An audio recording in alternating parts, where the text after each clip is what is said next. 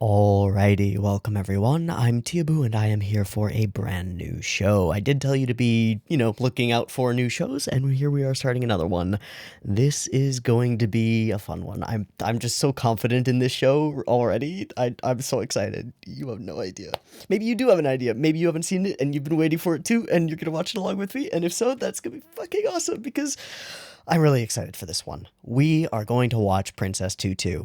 What the fuck is Princess Tutu? I don't really know. I don't know, but I'm excited by that fact. Okay, just from the outset, just looking at like random images of this show and any of the things that I've seen or been sent, and we're gonna go through all the stuff that I know about it so that you have the same foundation that I do going forward, or are aware of my foundations going in, and that way you can sort of draw a tracing line through like my assumptions and how they get subverted and how the show fucks with me and whatever, and you can get the whole picture of like, this is where I am before seeing episode 1. This is how my mind is exploded after seeing episode 1. Hopefully that will be useful. We'll see. But we're going to watch Princess Tutu. This has been on my radar for a good long time, but it's a weird show. It's not one of those things where you see it on a list and you're like, I want to watch that. Unless you're like me and you're fucking weird and you've already exhausted a lot of the stranger, more weird things in the anime industry. This, to me, screams Ikuhara. When I look at any of the images on this, it's like, okay, the character designs are different.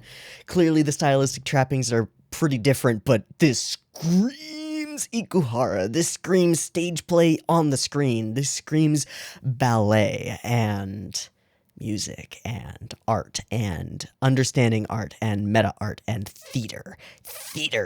Ooh. And I don't mean theater, I mean theater, with the multiple syllables in the EA there. Theater, the real deal stuff, that core of what is art and what does it mean to us that we can only get to by having weird, metaphorical, symbolic, strange adventures in I don't know what's going on, but there are connections being made in the backside of my brain that I don't understand and can't put into words, but holy shit, they're there and they're real and they're something and they mean something, and they're going to alter the way that I feel about media as a whole and other pieces of media as we go along, and that is oh so valuable, especially as a person who values media like me. So I'm very, very excited to be starting Princess Tutu. This looks like it's a thing, and it's something. What do I know about this show? Well, I've done some of my research stuff that I normally do, and we're going to go through that. But the first thing that I want to mention is the memes. The memes. There are a couple of memes, not a lot, not like JoJo level memes or anything, but there are a couple of memes that I've seen about Princess Tutu, and the main ones that stuck in my memory. And as soon as this was like close to winning a poll, I was like, well, I'm going to be talking about that in the beginning.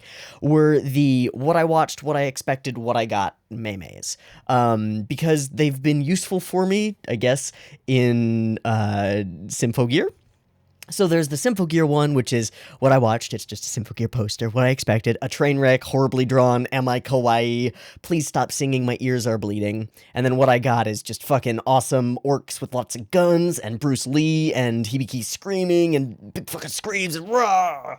So it's pretty fun.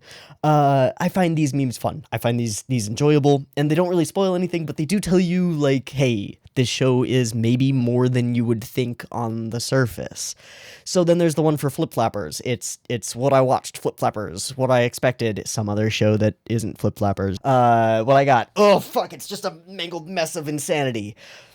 Perfect, exactly right, absolutely what Flip Flappers is. And then we've got Princess Tutu. What I watched, Princess Tutu.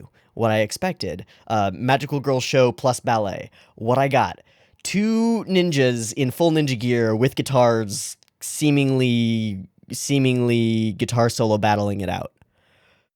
Now this, as an image, is just fascinating to me. If this were a frame of an anime, I would say this is well composed. This is so well put together. Because it tells a story. It really does. The expectation, the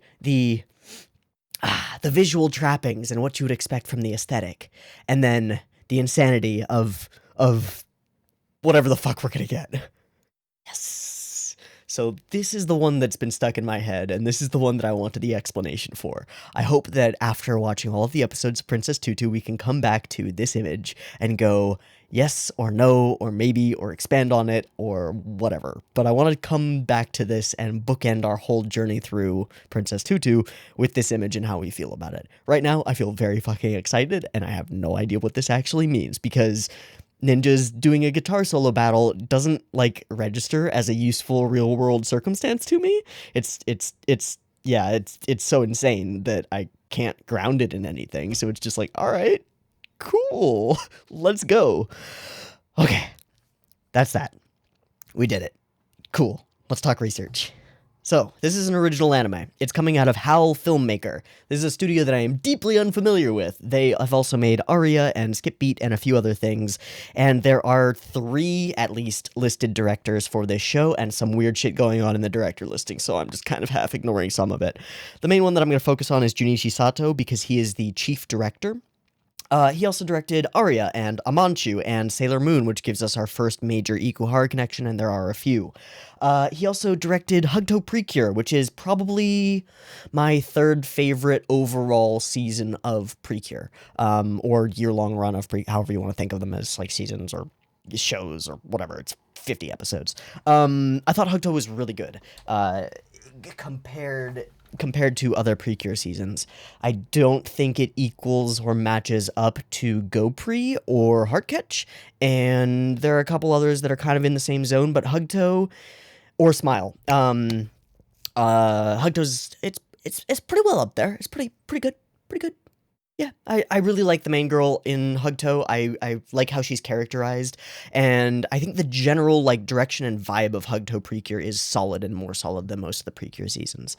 Without getting into too many specifics, it's a solid one, it's well done, and I think that gives me some faith in Junichi Sato as a director.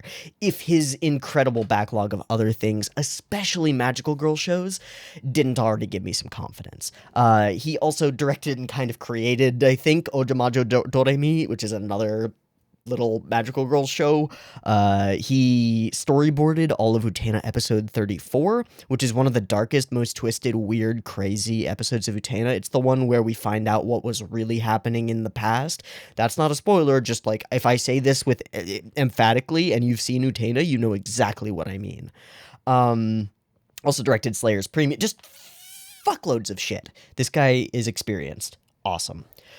Music. So there are some modern people doing some, like, sound stuff and things, but there's also a large swath of music credits given to old dead white men. Debussy and Mendelssohn and Tchaikovsky, all of these people who have written ballets and are known for their ballets, especially Tchaikovsky. Hi, Tchaikovsky. Yeah, Tchaikovsky wrote Swan Lake. We're going to talk about that a little bit because there seems to be some connections here, just like a couple. Tchaikovsky wrote Swan Lake. I'm expecting a lot of ballet music and a lot of familiar pieces. There's something really interesting about using classical music in anime. It doesn't get done that often. I think the last time that we really experienced a show that had a lot of classical music pieces or a lot of classical as the score would have been Ginga Eiyu Densetsu, where I think it works fantastically. I mean, it's a copyright-free soundtrack, essentially, so it's cheaper for them, but it gives a feel of timelessness to the story, which I think is really valuable. There's a reason that Swan Lake and Tchaikovsky is still completely listenable today. It is timeless. These are pieces of art that transcend time and meaning, and that gives me hope that the overall piece of art that they've been compacted into as one piece of a greater puzzle will also be an expansion on that kind of timeless storytelling. Very exciting. Okay. Where do I want to go from here? Let's keep going through people, and then we'll talk about themes and pictures. Ikuko Ito is the character designer.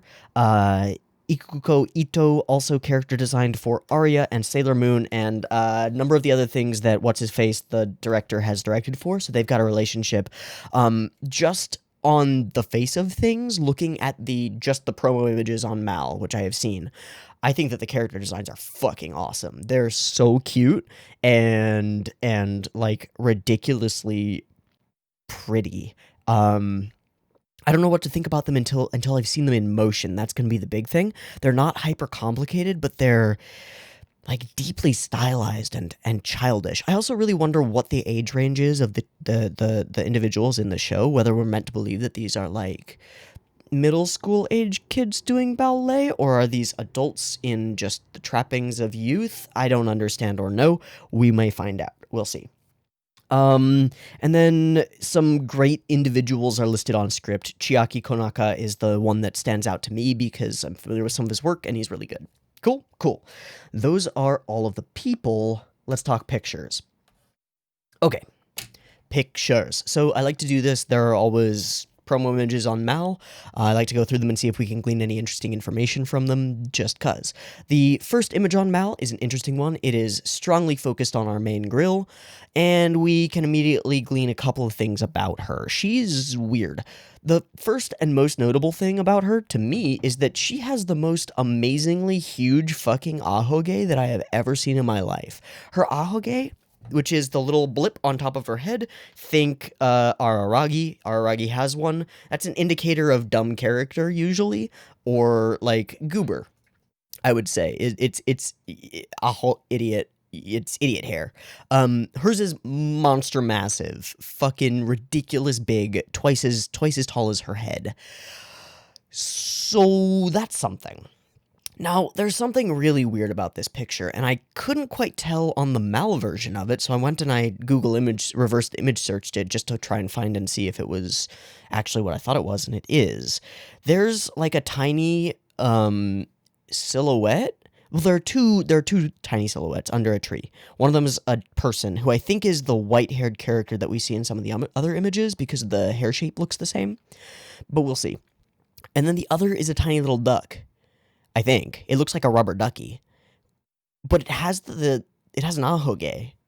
Like a really big ahoge.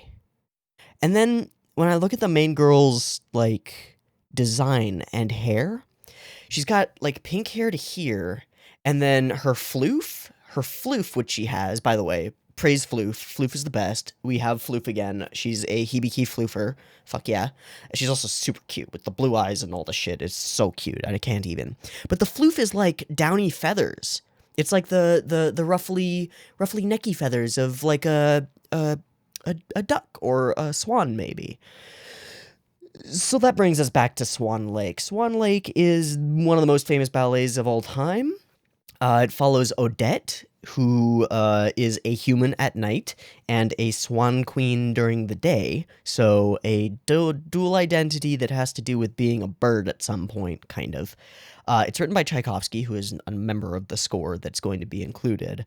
I have to imagine there are going to be a lot of trappings of Swan Lake.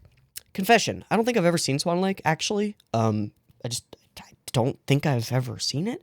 So if we find ourselves in a position where I feel like I am deeply like underprepared to understand the Swan Lake elements of this show, I'll probably watch it over the course of the next week and we'll be okay for next time. All right. Okay. Now there are other awesome ballets, musical things that might come into play because there are other people being listed. There's like La Bayadere by Minkus, and then there's the Nutcracker and stuff, and there are a bunch of things, but we don't really have enough to go off of, so I'm just thinking there might be some major Swan Lake connections. Okay.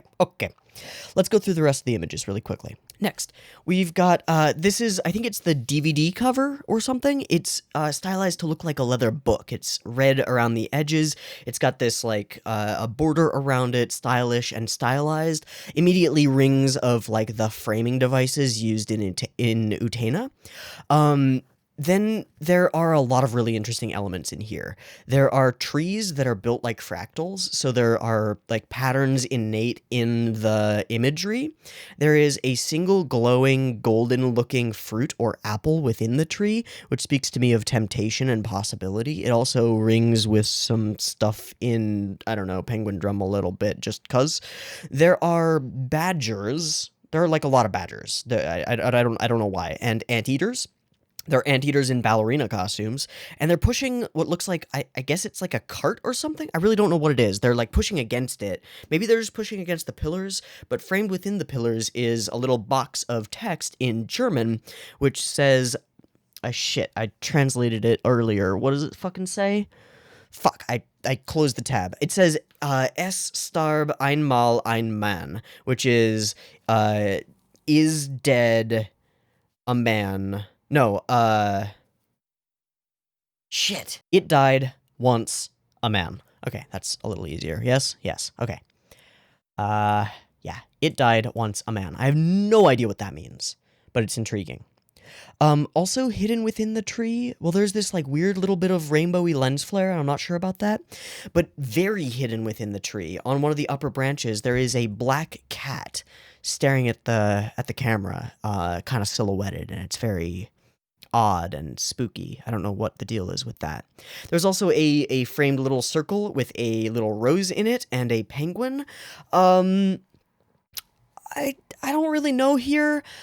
I'm actually gonna go out on a limb, a really weird limb, and say that this is an homage.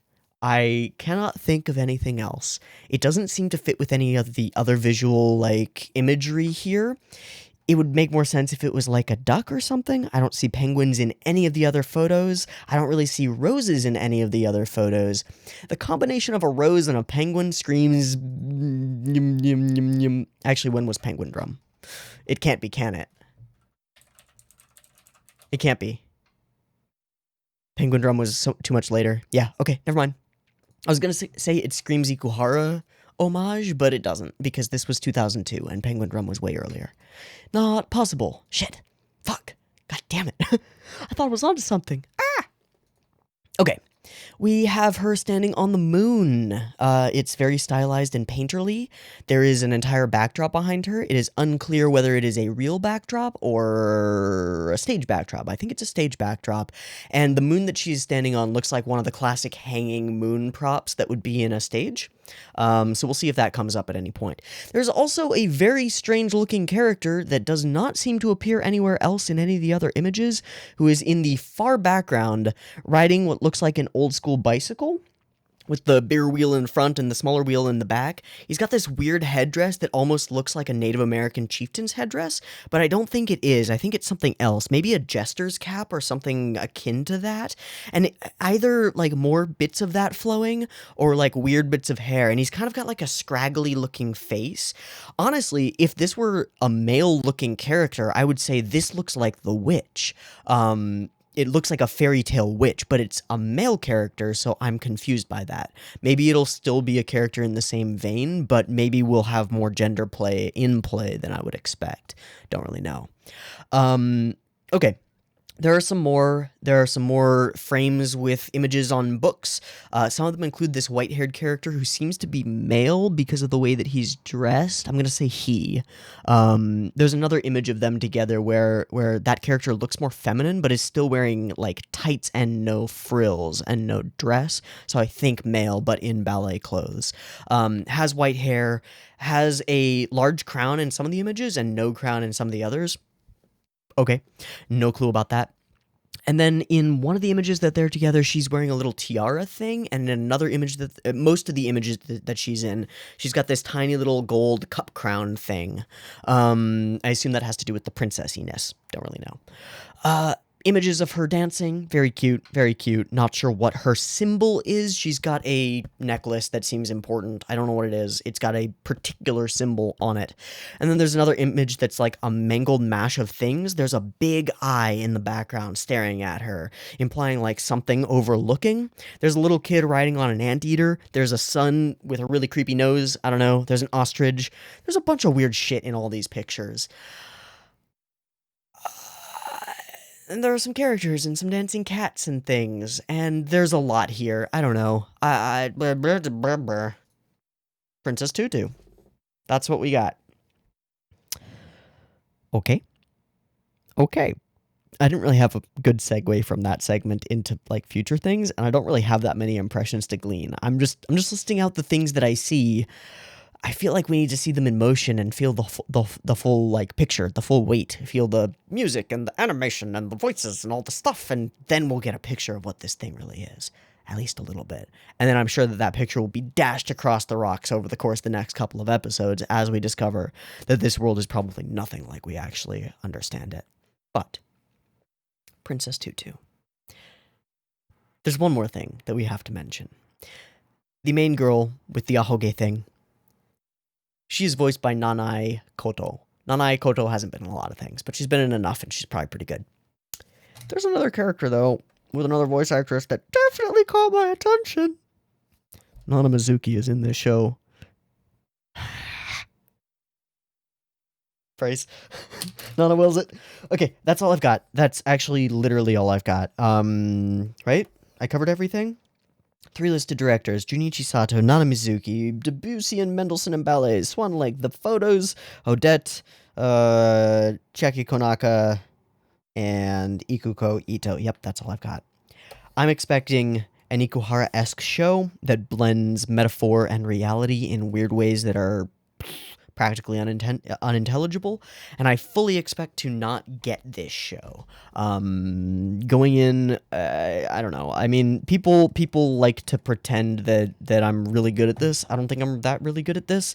I'm okay at this. I'm observant, and that's it. If I can't put together the pieces of this show quickly, so be it. We're along for the ride. We're going to see what the hell we're up against. We're going to watch episode 1, and we're going to go from there.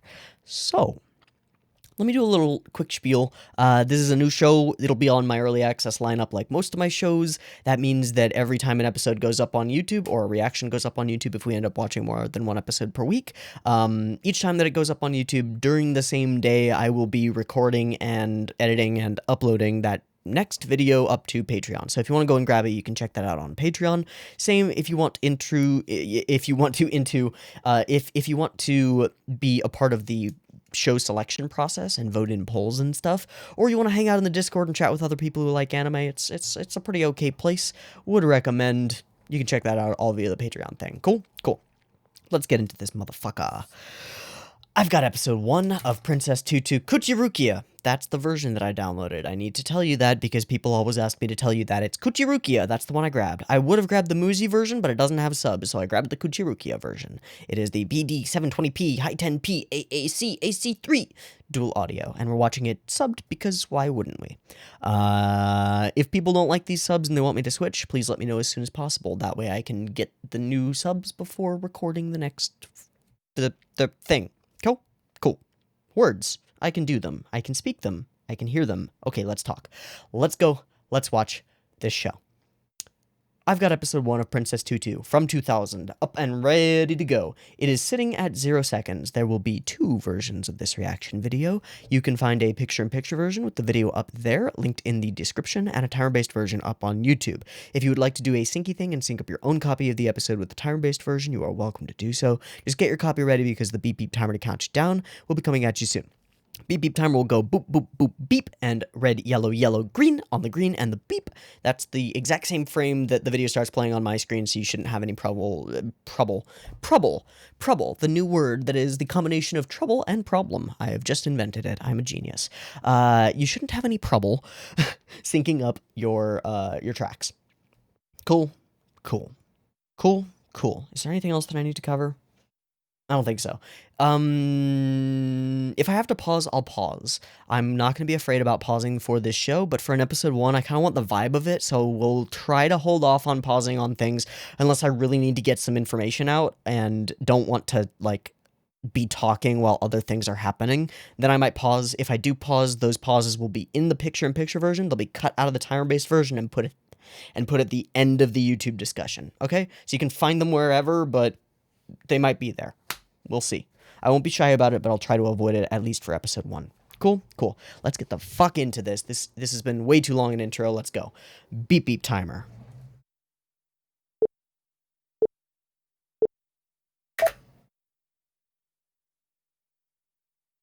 Okay, we're in a fairy tale. That tells me a lot. Mukashi. Oh.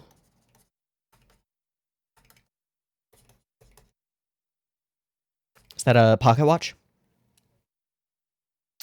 Brave and handsome prince who vanquishes a raven prince. Oh, this story is unfinished, so ongoing.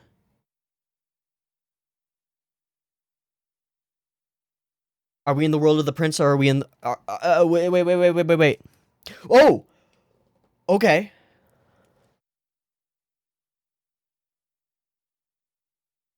Alright, full Utena. Yeah.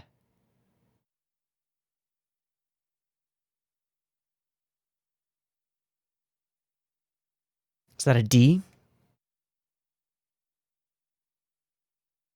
Ooh, water. CG. Droplet, rise, splash. That's Utena. It is, actually. Just that visual thing. Okay.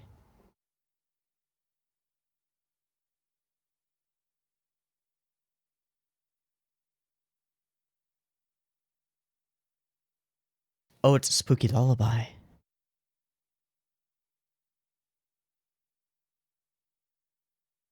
Going glassy, again like Utena. Yeah, and it's the same font. It is actually the same font. Yeah, it is. for the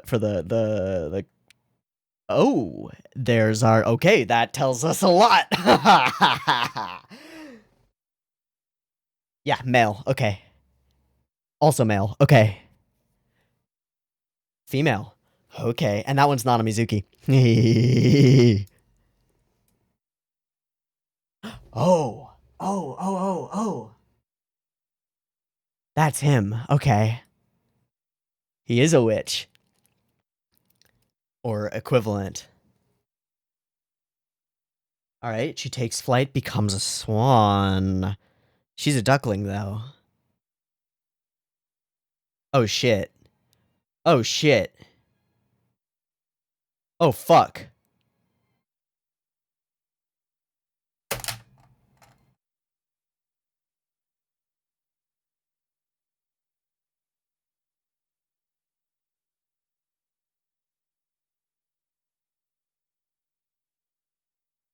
I'm so enthralled already. You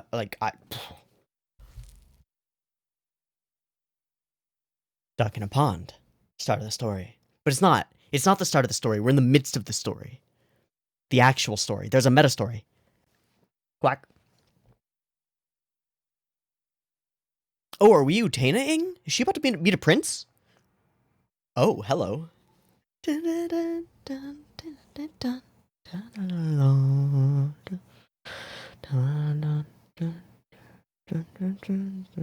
This one's Tchaikovsky, but I forget what song it is.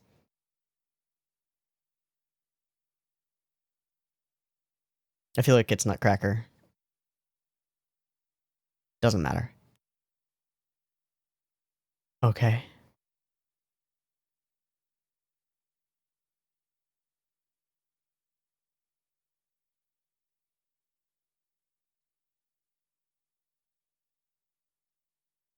Quack.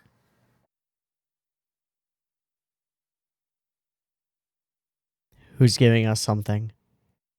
Who's Cinderellaing us? Who's Cinderellaing us? Oh, it's him.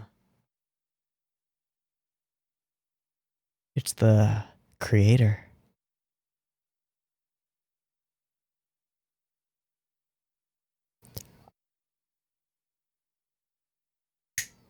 Just like that, and wow, that animation.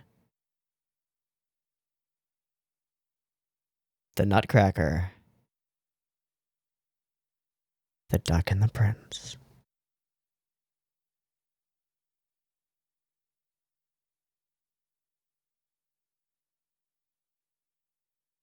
Okay, fully goober. Was it a dream, though? Okay, the birds love her just like a classic princess. Maybe a little much. Okay, gem.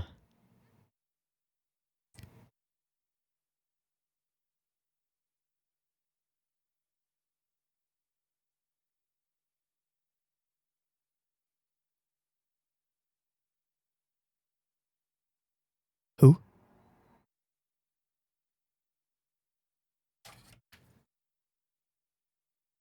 Ah.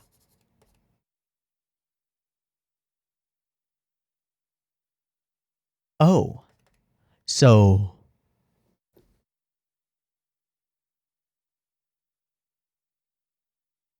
What's real? Oh.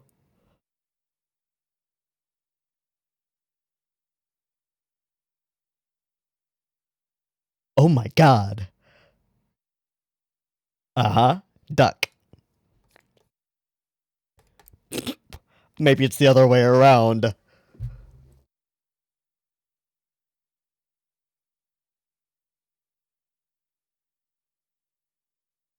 I think you already did.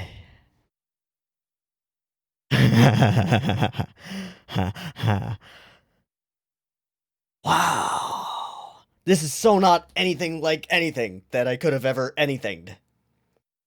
Hey. Oh my god, all these transitions, what the fuck? And it's so empty and big.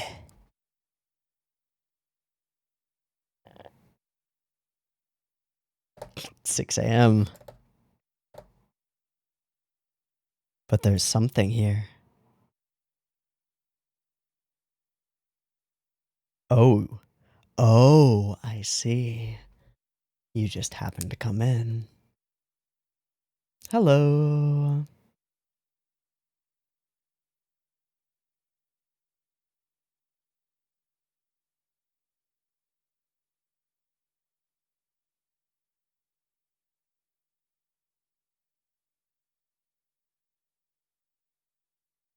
Here, clunk.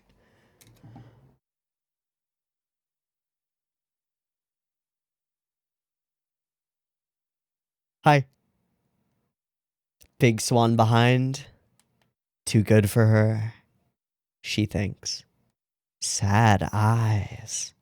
Oh my god, she's a lot. Sure is. And down you go. Catch. Boom. Yeah, boy.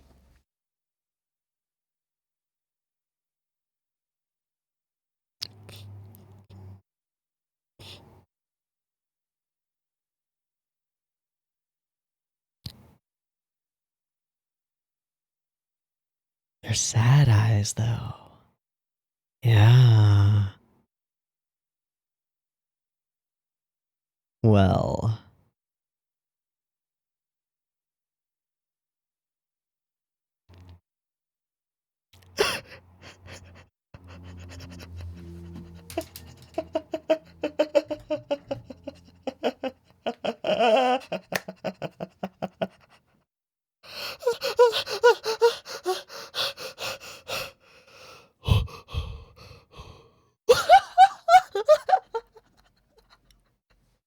Oh my god, she's the best!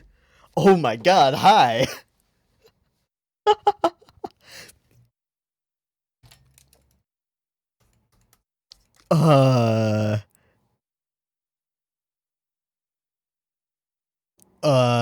Why do I have the biggest Anthe and what's his face vibes ever? Oh fuck!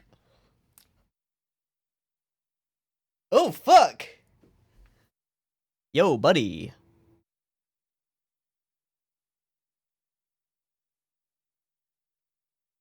No, there's way more going on there, girl. Bleep bloop. The light change and color.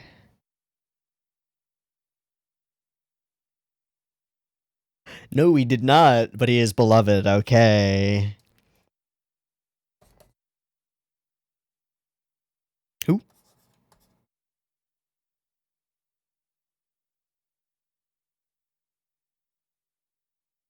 The cat.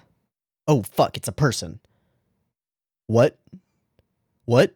Excuse me?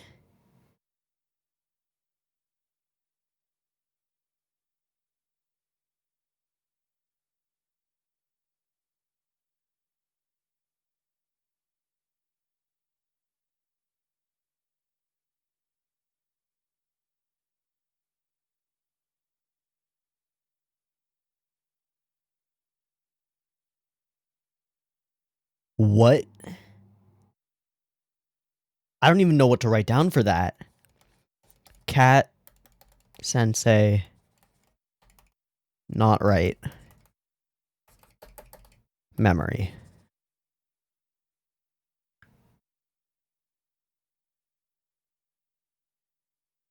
That's a real good question, girl.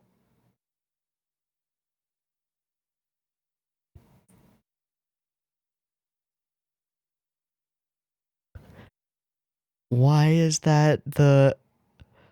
Okay.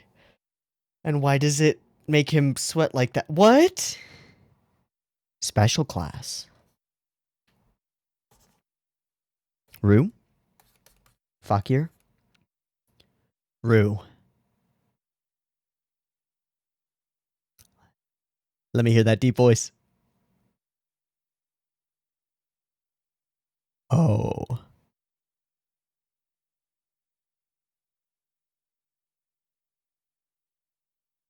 I need to know what this track is, because it means something.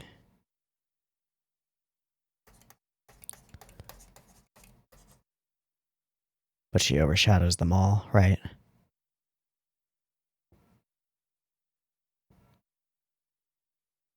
And so, of course, she's partnered with... Thanks. With Mito.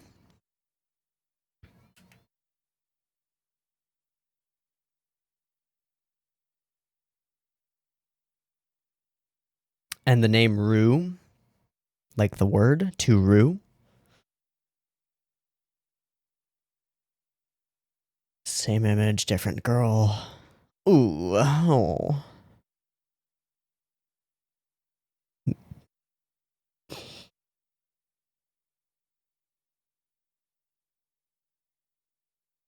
Aw, thanks, guys.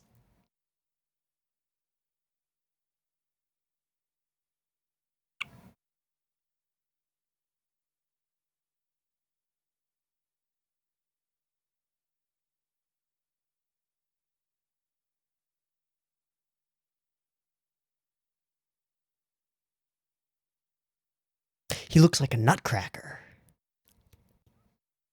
That's what it is. He looks like one of the classic nutcrackers.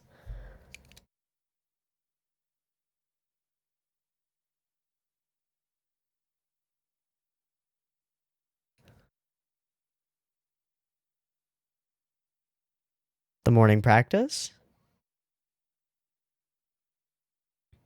Where is she going? Yeah. So where is she going? They're like pages. Ah, oh. Ah.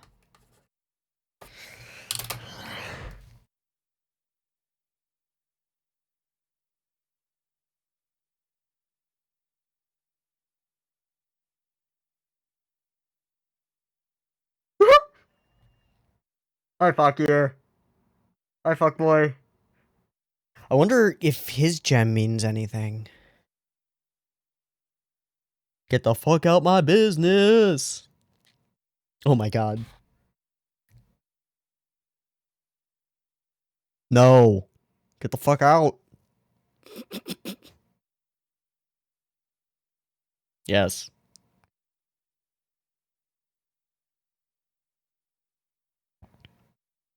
Hello. Cut to bad juju.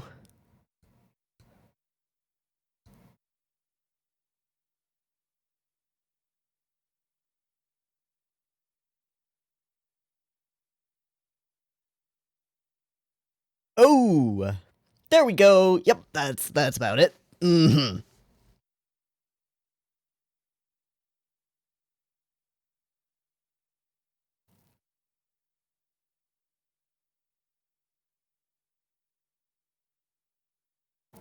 Well, we've got a hate sync. It's fuckier. I'm sure there's more going on behind that surface, though. It's way too straightforward for him to be genuinely villainous. There's a reason behind it. And it seems to be a care for Mito. Something. And I wonder what the gem that he has is as well, because it's odd. Oh, I'm sure there is. You sure about that? Also, what happens at night? What happens at night when she dreams? If only you already have. D? D.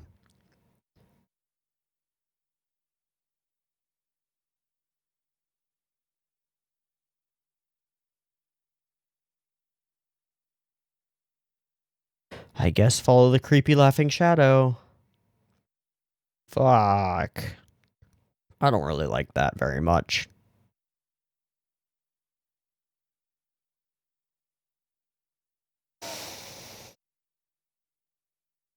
He just... Oh my god. Well, he is the story and the storyteller, isn't he? Yeah, you're talking to God. You're talking to the playwright. You are part of my machinations. Shit. Henshin.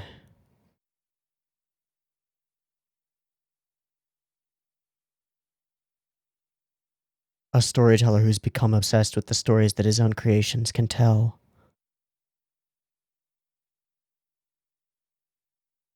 Oh, fuck.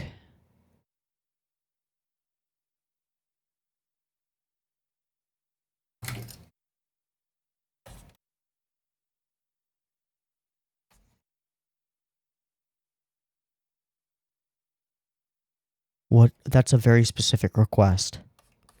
When we're in a story that seems to be real. Books have power? Oh, no.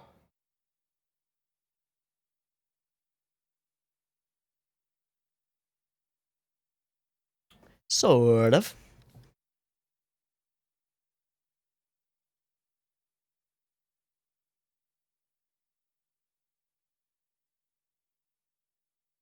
I love them. They're the best. Nah, totally not.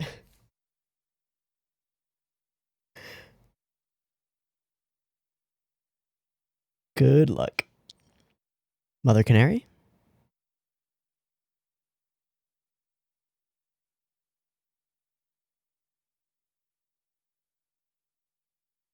Ooh. Oh, little buddy, you can do it. Yeah. Oh, little buddy, you can do it.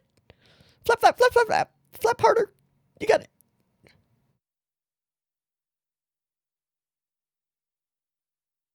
And how does he feel about the burbs? Oh, what?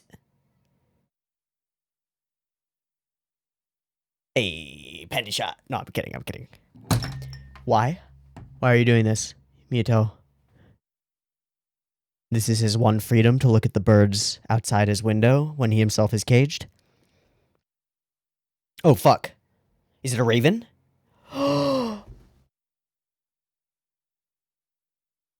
It is. Like the story.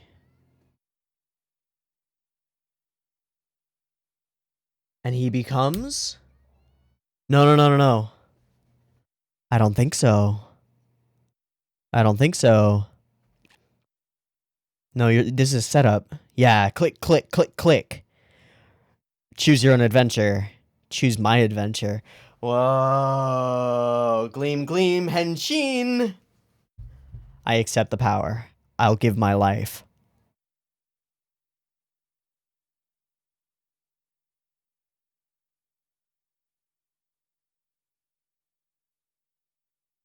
Bound. Contract sealed. Ahiru. Oh. And henshin with nibbles.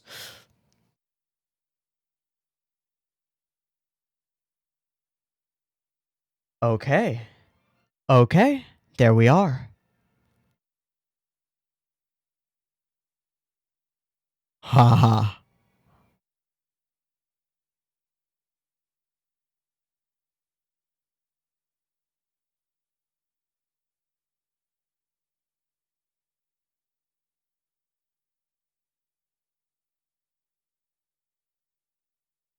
The field of flowers from Utena.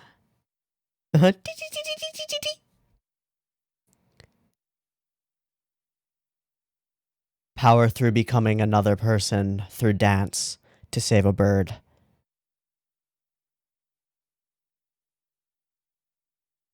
And either end or weird interruption. Uh-huh. Uh-huh. Ahiru or Princess Tutu. Are you yourself? Can you be? Of course you can't.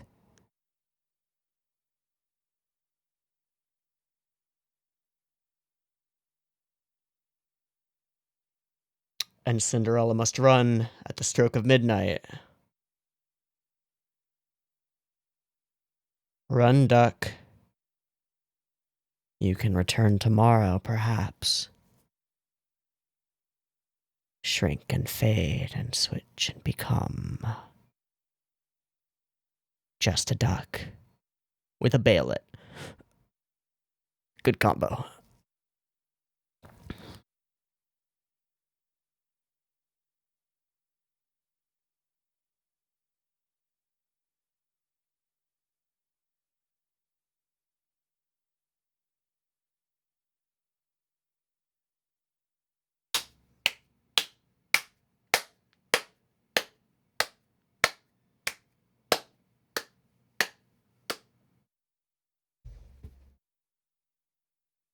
This is mind-blowingly awesome. This is mind-blowingly fucking cool. Whoa. Whoa, dude. This is so much fun. Ooh.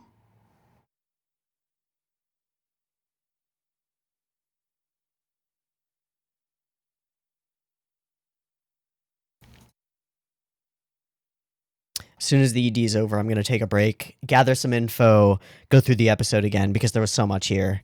Holy macaroni.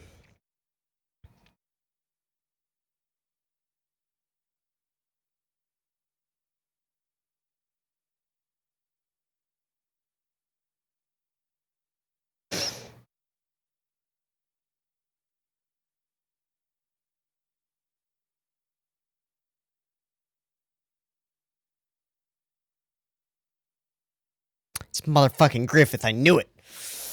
Oh, I knew Faker's voice. Fakir's voice. He's Griffith. I knew I didn't trust that fucker. Just like instant distrust as soon as I heard him. I'm like, wait a second. He's also Susaku Kurorugi. Oh.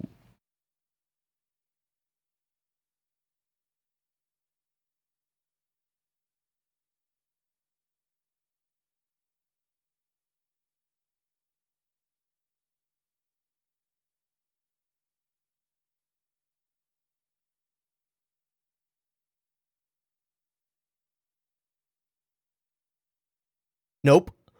Nope. He's in a rocking chair. Nope.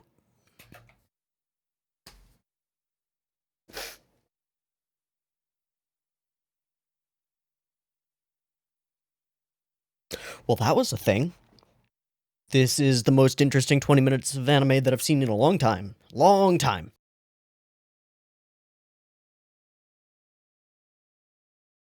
Okay, voice for Fakir was the first thing that I went and looked up because I knew that I immediately distrusted him and I wasn't sure why. He is Suzaku Kurorugi, but more importantly, he is motherfucking Griffith, and that is what rankles the back of my neck. Because he's fucking Griffith, and I'm very familiar with the Japanese Griffith voice, having watched and rewatched and rewatched and rewatched certain scenes of it and sequences of it and certain speeches of it, particularly ones about, castles and, friendship and equivalence in friendship and stuff. It's, yeah, a lot. Okay, wow. Yeah, I understand why I did not trust that guy. Not trustworthy. We'll see how that changes as we move along. Again, I do get the impression that there's more behind the surface than that. He's also Oshino Meme. Oh boy. Yep, that would be another add-on of things, characters with layers that works. Absolutely. Okay.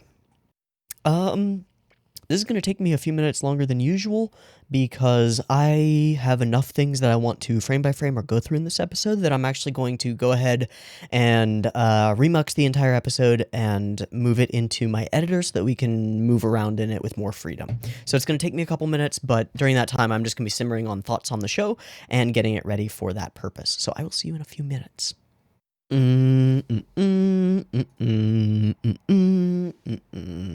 Wa-cha-cha-cha-cha. Okay, we are set. I didn't end up doing research because we gotta go through the episode. There's so much shit here. This is gonna be weird, and I'm not sure how often I'm gonna end up stopping or whatever, but I'll go through this all in post and just like smush it together so that it takes up the least time possible and has the most information possible. I figure that when we get to particular songs, I'm gonna be wanting to look up the songs, which might take me time to find them because I might not be able to just like, it's this from this and be good to go. But I think there's an importance to which songs are used where and why, because it gives us connections to specific plays or specific ballets. And so, like, what's the track that plays when Rue is dancing? I don't know. I just don't know off the top of my head, but I need to. What's the track that is the introductory track to Muto, whatever, and Ahu seeing him and wanting to be with him, because that gives us a connection to a play as well. And potentially to a particular like moment in a play. So we will be doing that, and I'll just probably be like, I wonder what that song is, I'm gonna look it up, gonna cut, and then there'll be a cut, and I'll come back and I'll be like, I have no idea, I'm stupid, or I'll be like, it's this from this, and that means nothing to me because I'm stupid. But we're gonna try and glean all the information that we can. So I've gone ahead and imported this into my editor, which makes this possible. I can go fast, I can go backward, I can go frame by frame, it's great. Okay, so this is why I imported things into my editor, because it's super useful. Super useful. Although the... let me edit the subtitles really quick to make them... Alright, that's a little bit better. That way they should be in frame, even if I decide to crop the sides. We'll see. Wow, okay. Tutu. Let's go. First line tells us everything we need to know. I mean, not everything, but it tells us a whole lot. What's the first line? Mukashi Mukashi. What does that tell us? This is a motherfucking fairy tale, baby. And it's more than that. It's a fairy tale within a fairy tale. Mukashi Mukashi, there was a man who wrote fairy tales, right? Okay. Stories within stories, plays within plays, theater within theater, stage upon a screen. Cool. Already established in the literal first line of the whole thing. And then there is this pendulum swing of a pocket watch with an engraved D. I'm just gonna admit it to you, I know what that D means. I read the name because it's listed as his character name on Mal. I know his name. It's D. I'm not gonna say it because I might not be supposed to know it, but it's a big D German name, and that's him. Okay? Okay. We see writing and tons of writing and quills and a top hat and all sorts of stuff. Great. Excelente. Spooky. Immediately spooky. Could not defy death, but he did, because he's here. Right? So this is already a lie, because he has defied death. Also, it's strange that these two lines come together, isn't it? Like, one doesn't follow from the other, does it? The man's work was to write and tell stories. The man could not defy death. Why is there a but in between those? Why is there a demo? Why is there a connection between those two things? Well, if you think about it, it's pretty obvious, isn't it? To write stories is to defy death. It's to put a piece of yourself into a medium that outlives you and outlasts you. But this says that he could not. Or perhaps that form of defying death was not enough for him, that he was greedy for more. That seems to ring true. Maybe.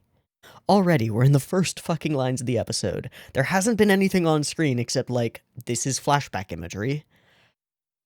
And we have got a lot of fairy tale-ish, allegorical, a person going beyond what they should be able to go beyond, right? One should not be able to defy death, but one has, so already our world is mutable and weird. Okay, it crosses our paths again. The man's last story was about a brave and handsome prince who vanquishes a crafty raven. Okay.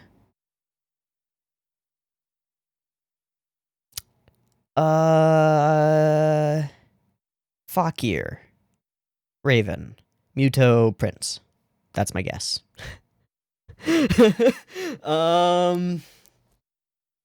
Oh, this would be a dangerous Google. Fakir sounds like a Norse name to me. What are the name of Odin's birds? That's such a weird place to go with this, but I think that Odin has two ravens and they're named something. Odin's birds. Mythology. Hugin and Moonin. Nope. Nope. Okay. Fakir. Mythology. This is the dangerous one. Ooh. Indian fairy tales, The Prince and the Fakir. Whoa, whoa, whoa, whoa, whoa. Islamic term. Whoa, whoa, whoa, whoa, whoa. What? It's from the Arabic word for poor man. The fakir is one who renounces the material world and follows Allah as a beggar. Okay. That doesn't track the way that I wanted it to, but it tracks in a different way. Fakir is a holy man who renounces physical things, material world, material possessions in order to become closer to God or deities or something. In Islamic traditions and in Indian traditions and in Hindu traditions, apparently. I just read an Indian fairy tale about the fakir and the prince, and it gave me nothing. I got nothing from it. But the potential that fakir is a character who is intentionally self-harming in order to avoid, in order to be closer to God or get something done or get something important done, tracks, maybe. Because I don't believe that he's truly evil at the moment. He's a dickhead, but I'm not sure yet. There are some weird implications with Fakir and Muto, but we haven't even gotten anywhere near that. I'm just going off of a brave and handsome prince who vanquishes a crafty raven, but doesn't because the raven can't be vanquished because the story is ongoing because D didn't finish the story. So the story goes on. But he's still alive within it.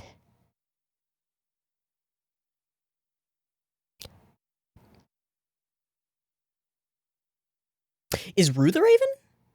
Maybe no character's the Raven. I should stop. Okay. But now the battle will go on for eternity with no end. For the author is gone, and an ending cannot be written. The Raven cried, "I'm sick and tired of this." The brave prince as well. Ah. 2 swans, a heart in the center. Okay. Yeah, that's more Muto imagery. The raven escaped from within the story, and the prince in pursuit of the raven did as well. So we're no longer trapped within the confines of the pages. The ideas within the book have been spread and let free. So now we are in the world that D actually lived in, where he was writing the books, but there are elements of fairy tales that have infested this world. Yes? We are not within the world of a story. Well, we are, but we're not within the world of D's story. Because D's story is the Raven and the Prince. That world has exploded outward into the real world. And with it, so has the power of the author? Perhaps.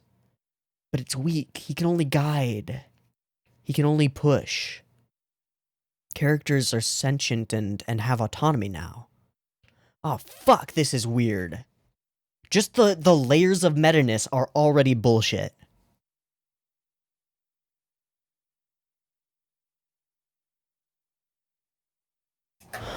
The symbol that she gets? Nope. Okay. This is very Utena. Took out his own heart and sealed the raven away by using a forbidden power.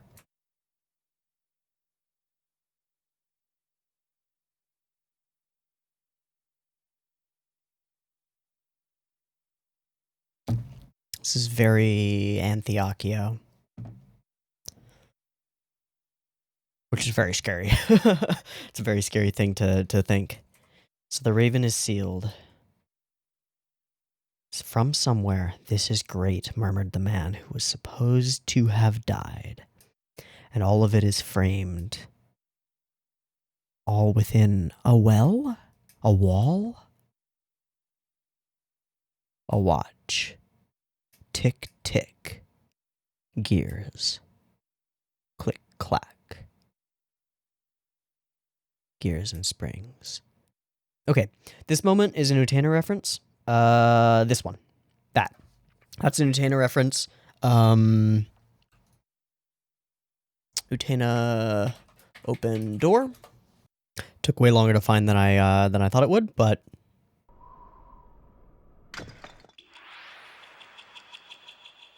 up, shatter. I guess it goes from the sides too, and then shatters.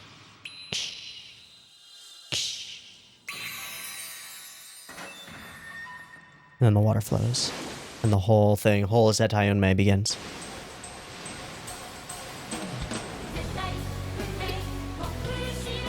Okay, enough of that. That exists. There's so much in this OP.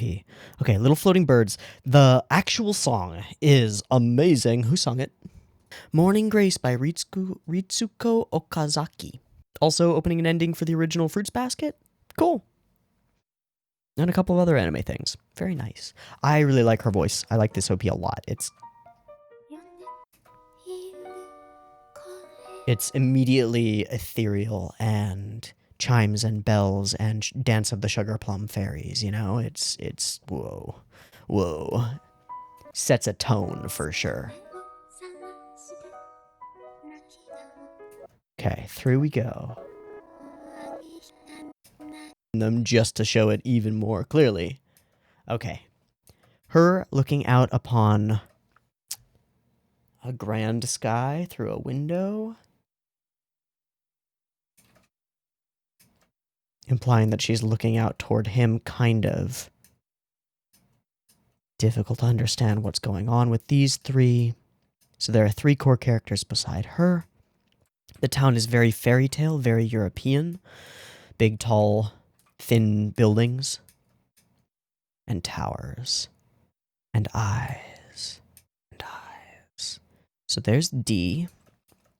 And it's all a snow globe. All a world for him to play with. All a toy.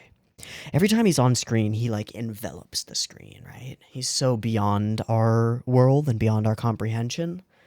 It's so clear from the outset that this character is obscenely powerful, but doesn't want to express that power, is more interested in the stories that people create within his stories. It's very interesting. He's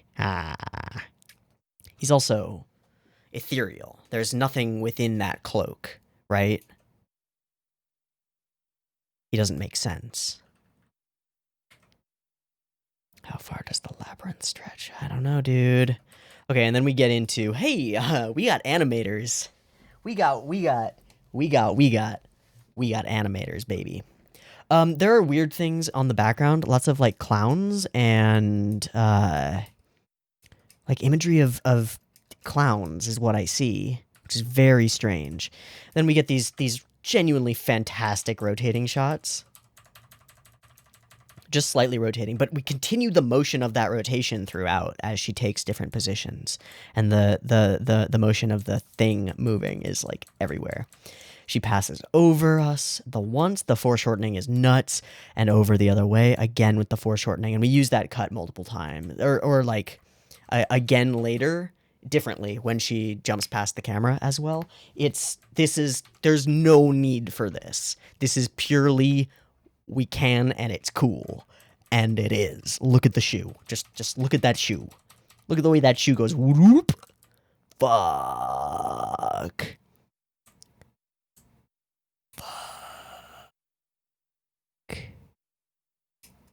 What a gorgeous OP.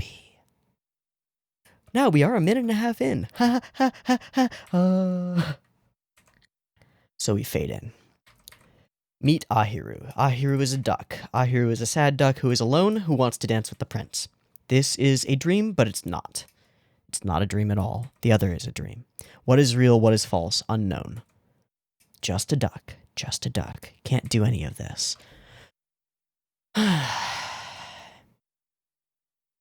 Okay.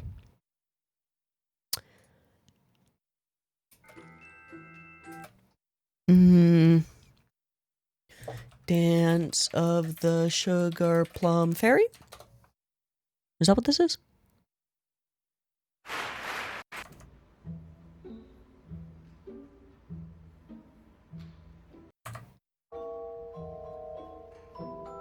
It is! I actually recognized it. Holy shit! Wow! Okay, so that's from Nutcracker. Dance of the Sugar Plum Fairy. Okay, so musically it's the Sugar Plum Fairy, but meaning-wise, it's much closer to Swan Lake, where there may or may not be a prologue that shows how Odette meets Rothbart, the individual who turns Odette into a swan, or in this case, D, the individual who turns our duck Ahiru into a princess / superhero, kind of. Okay. So, unrequited love, desire to really, truly, fully wholesome desire to make this person smile. She wants protect. She wants to do the protect and the help and the you be happy please, but all she can do is quack. And then a disembodied voice from a creepy old man appears and tells her, "You like him. I can make something weird happen." He also appears upside down like a creepazoid. What the fuck? Her reaction is completely justified. And we get the picture here. We get suddenly, it becomes very apparent that the people working on this show have a really, really good grasp on art in general. Like, how you gonna reveal things? I don't know. How about if he's upside down and really fucking weird? Okay, sure. That's what a deity in a story might do. Sure. Spooky, creepy everywhere. A voice, a face, a hat, and hair. Nothing under his cloak. I don't like him very much.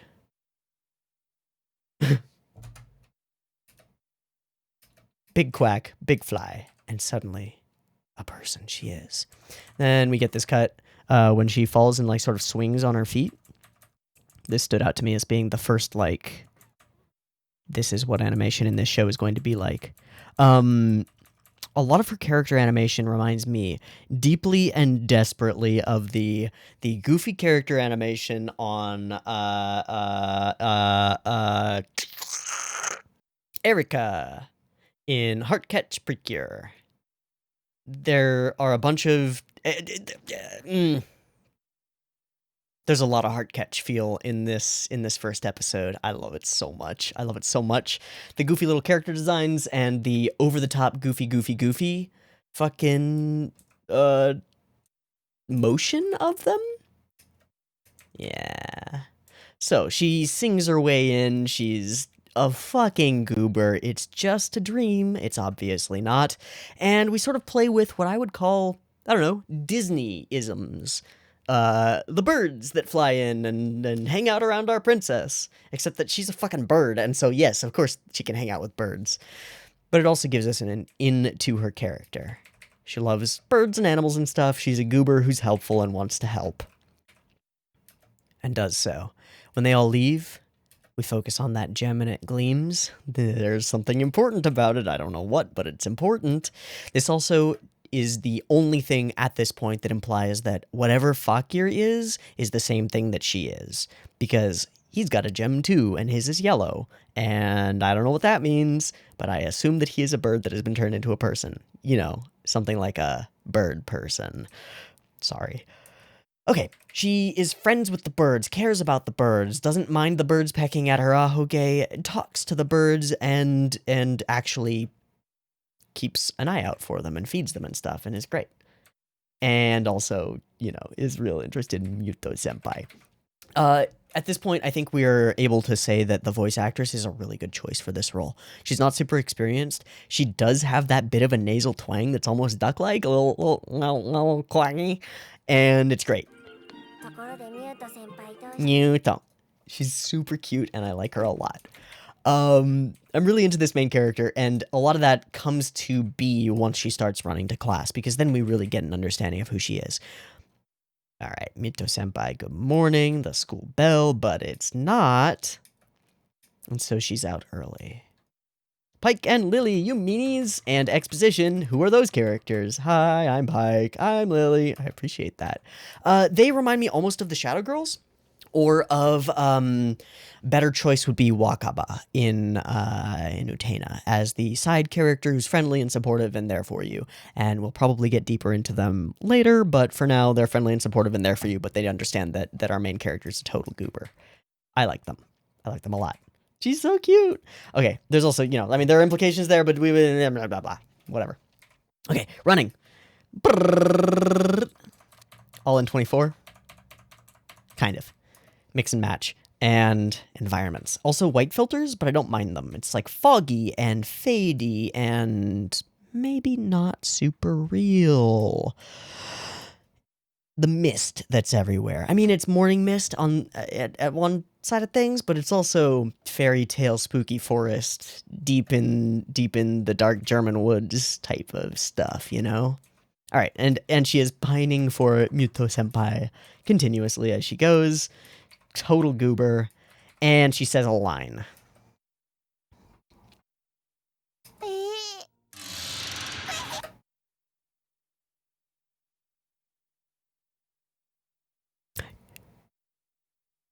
Your offer has been noted.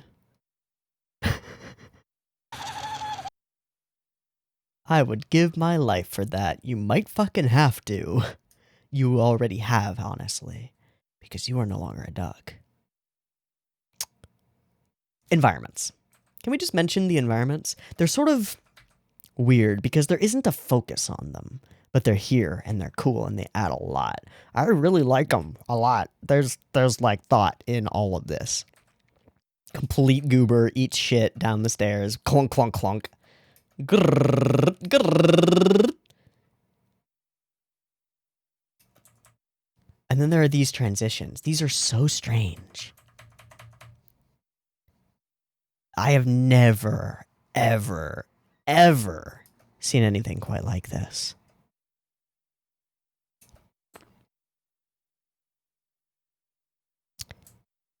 While being nothing, except a thing moving by, they give the distinct impression of pages being flipped through. Flip, flip, flip, forward.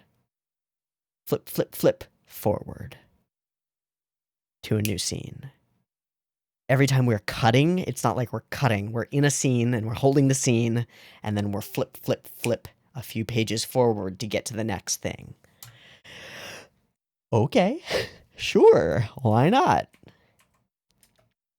But you're not late, and it's empty. I feel like it's just sound design that indicates to us the emptiness of this place. Yeah. It's the echo, completely.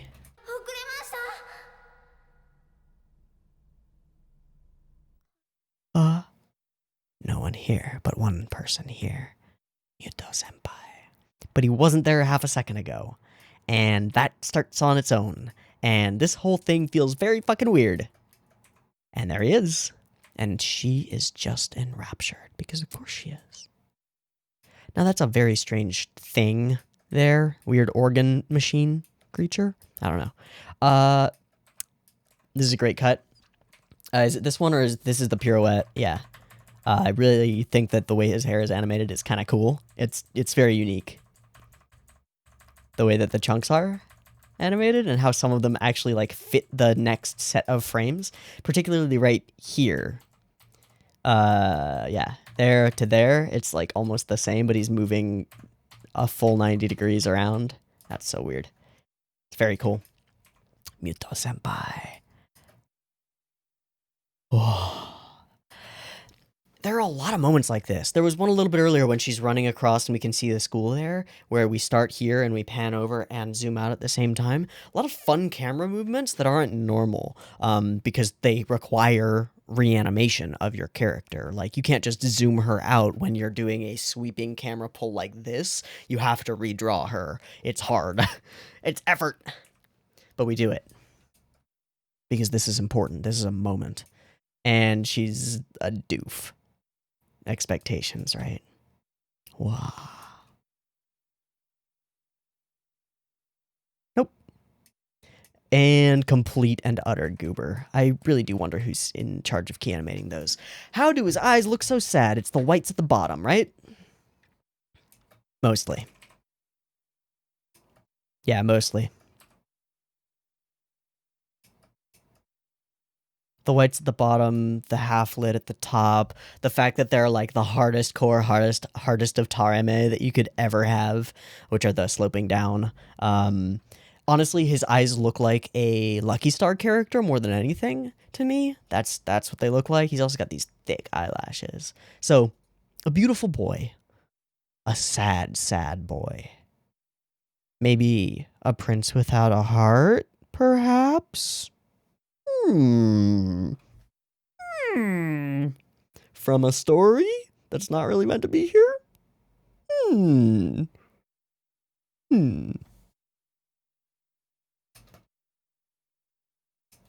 Okay.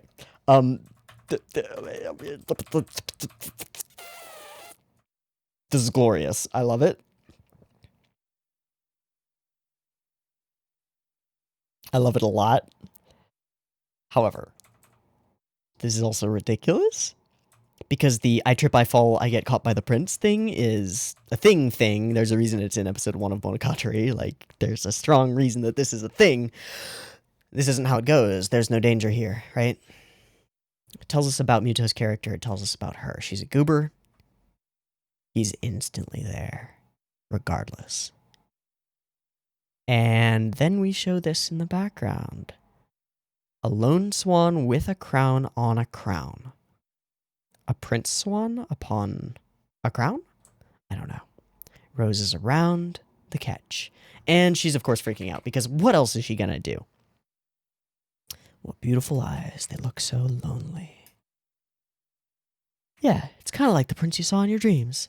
And then she freaks out and kind of has to do the Cinderella running away because the spell is broken, but not really. It's just that she's a complete goober. This is also very fun that she just devolves into complete gibberish.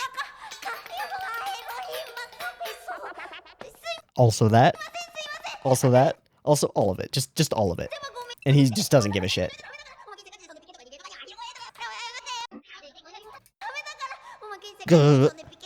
That's kind of my favorite.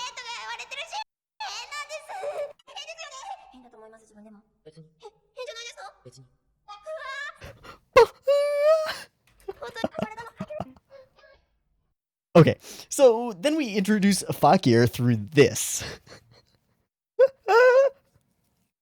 This is the cut. This is the cut we introduced this character with. I have never seen a more sinister character introduction shot in my life. Actually, Dr. Vare. I think Dr. Vare was a little bit as sinister when he was first introduced, but low angle dog's eye, fisheye, cracked door. Like, how many elements? Oh my god. So, okay. Control of camera immediately. This is a person with authority over the story. Yeah. This is a person with authority over the story in terms of control of camera. As soon as he's on screen, the camera holds on him. We crack the door. We're in a flat lens here, like a normal lens. There isn't any fisheyeing on the doors, really. But once we tilt up, there is. So our entire lens shape changes dramatically in those, like, 3 frames. From here to here. Our entire lens shape changes dramatically. Putting more focus on him and also making him real freaky. And then it's also the really low-angle dog's eye view shot, which makes him more imposing and intimidating. And he gets the big-ass frame of the door around him, making him even more imposing and intimidating. And the doorway is only cracked, so we only see part of his face, so that spooks us a little bit, just, like, innately.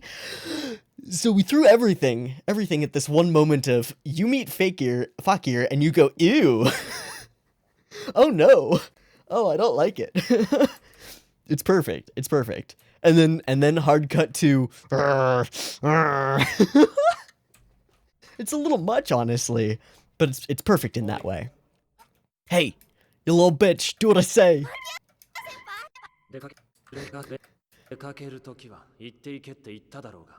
You goddamn scum. You imposition upon me. We're leaving. God. Okay, so I get strong Akio-Anthe vibes, and if you've seen Utena, you know what that means. If you haven't seen Utena, I'm not going to spoil it for you, but I really recommend going and watching Utena because I want to be able to talk about Utena stuff because there's so much that links to Utena stuff, so I'm going to hold off on spoiling things in this first episode, but if you watch episode 2, I'm just going to warn you that I'm not going to hold back anymore, and I'm just going to talk frankly about spoilers for things like Utena because it's going to be important, I think. So, sorry. For right now, I won't go any further than to say that I get big Akio-Anthe vibes from the two of them, but from this particular situation, I get a lot more of big, like, Saionji-Anthe vibes. The first battles that we go through where Saionji's just like, bitch, you're my property, smack! Because that's how Saionji does for the show. Like, that's how he do. Yeah. Those are the vibes that I get from this. It's just fully commanding, I own you type of thing. I do stand by my guns in thinking that there's something deeper behind Fakir's exterior of cold and ice and shards of ow, but I don't know what it is yet. Whether, what kind of deal it is, or what kind of mythological context it has. Yeah, how dare you call him an idiot? And then she goes, it's my fault, and he's like, great, yeah. Okay, doing pointless things like that, protecting people, is pointless. This implies that there is a goal that Fakir is after, doesn't it? Okay, if Fakir is the Raven, and Muto is the Prince, and they're the Prince and the Raven, and they've escaped from the story, the Prince chasing the Raven, then sealing his own heart and the Raven's heart together, right? Sealing the Raven's powers or whatever away, along with his own heart. And they end up being frenemies? The only two people from a storybook world in reality trying to survive? To them, people in our world wouldn't matter very much, would they? Only ending it. Pointless things like helping people or protecting people. It's also just a matter of like difference in perspective. Doing pointless things like that. What are you talking about? He was protecting me? Exactly. Pointless shit. You don't fucking matter. Stand up. We're going back, and it's very grabby, very forced, very assault-y. So this is where those Anthiakio vibes come in. I don't like it. I don't like it at all. I don't like Fakir at all. He's a big faker. Maybe. Okay, the bell again. No, the bell the first time. So I'm curious about this. Did the bell really ring at the beginning? Can we go back to that? Can we go back to that really quick? When she hears the bell, does she hear the bell?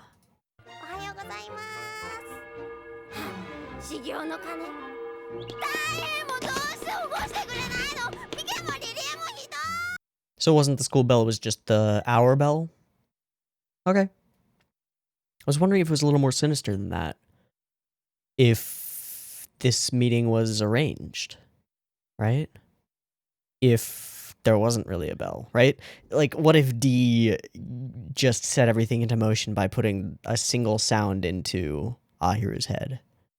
I mean, he's made her a fucking human. Why not? It's not necessary, though. Apparently there was a bell and she's just a goober. Fine, good. Immediately there's color in the scene because the morning is gone, the sun is up, the light is gone, and we get a better idea of what the color design for this show is. It's really nice. I like it a lot. It's really pretty. Look at it. They're so cute. They're so cute. It's really pretty. Okay, we find out more about Fakir. He is beloved by people, but he's a dickhead, so I don't know what the deal with that is. And we meet the cat. I really have no idea on this one. Why does he threaten to make them marry him? And why does he sweat profusely when he does? Also, I don't think cats sweat. So what the fuck? Also, he's a cat. Right? What?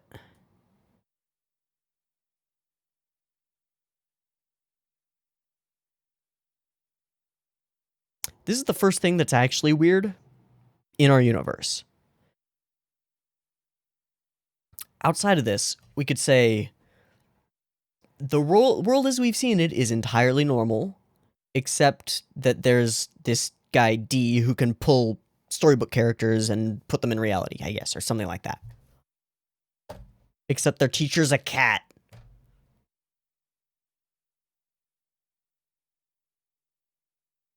Okay, what is the deal with him sweating and, like, the marriage thing?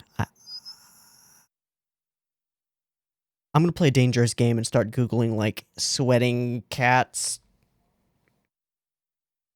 What? How? What? Sweat cat.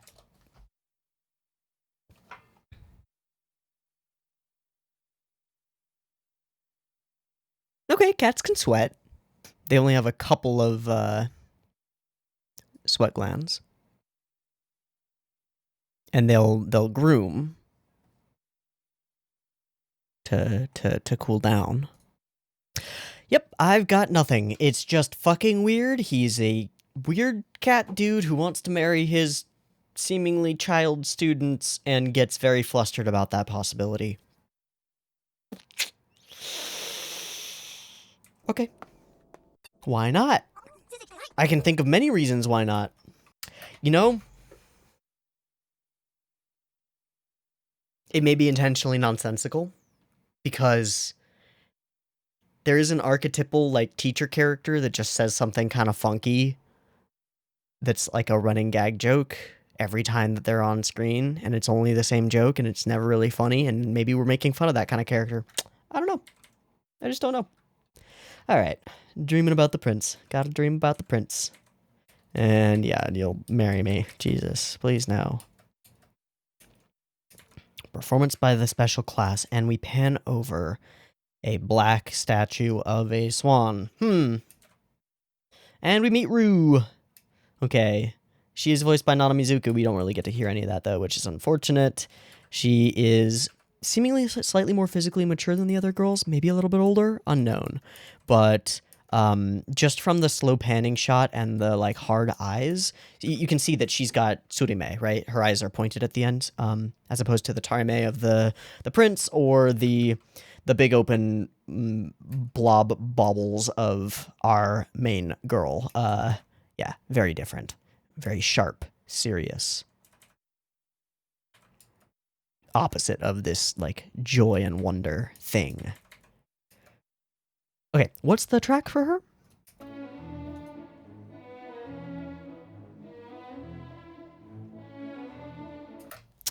Ooh, that's gonna be hard to find. Well, I'll spend the time. Wedding March from... I found a list of all of the songs in the episode, so... I assume it's Waltz from Swan Lake. Okay, it's Waltz from Swan Lake by Tchaikovsky. Cool. That makes sense. Rue has been deeply associated with the Black Swan already. Okay, and she's portrayed as a figure larger than life and larger than her peers, big and awesome and better than them all. Fuck yeah, the queen. And a complete opposite and a foil to Ahiru. We'll see how that works out in the future. Actually, magical girl trappings, Maho Shoujo trappings. Is she the only transforming hero in the show? Or is Rue as well? I feel like Rue might be as well. She might be our number 2. That could be weird. She's presented to us as potentially antagonistic and a foil. But she's also blue. Like, okay, she's not blue. But, Maho Shoujo-wise, she's blue. Okay, Maho Shoujo, main girl is pink. Generally. Main girl is usually a Genki Goober. Second girl is usually blue. Second girl is usually more serious and a bit of a Yamato Nadeshiko, a bit of a perfect, beautiful woman, like the Japanese ideal. Traditionally, that would be like long hair in dance or science or something as a character, often a member of the student council, or in other ways, like some level of authority, responsibility that the character has intentionally taken upon themselves, or is otherwise looked upon as like an idol or gem of the school. That fits Rue to a T. She's red, but she's blue. Do you understand what I mean? I hope you understand what I mean. Our main character, Ahiru, kind of fits the Goober Genki. Just wants to help, just wants to be straightforward and good to people and all that jazz. Also is a duck, but that's sort of separate. Rue is blue. Okay, there's also her name Rue, which is a word, and is it a Germanic origin word? I'd like to know. Rue, Wiktionary. To rue, sorrow, repentance, regret, archaic or dialectic. From Middle English rue, from Old English hro, from Proto-Germanic hero. Yep. Cognate with Scots rue, Dutch row, yeah. Repentance, regret, remorse, and contrition. These are not things that we would associate with the character of Rue at this moment, but we don't know enough to know. Maybe she does have deep regrets in her past. I'm intrigued. Okay. Oh, yeah, what about the name Mytho? M-Y-T-H-O. Obviously mythos, mythological, that kind of thing, but Mytho Wiktionary. Yeah, it's just myth. Myth and stuff. Oh. Oh, there's more. Oh, no. There's a colloquialism off of mytho. In the same way that nympho is colloquial for nymphomaniac, someone who is sex obsessed. Mytho is colloquial for mythomaniac, a compulsive liar.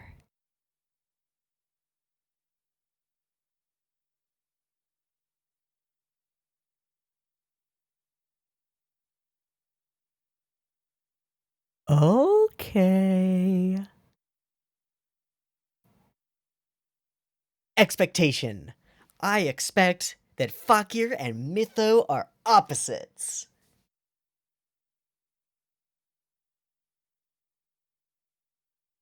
Fakir is outwardly acting brusque and cold and evil and douchey. For some reason, which I don't really know, but maybe we'll figure it out eventually. Probably to protect Mytho from himself. What if, assuming that Mytho is the prince who lost his heart, what if getting the heart back is a bad thing?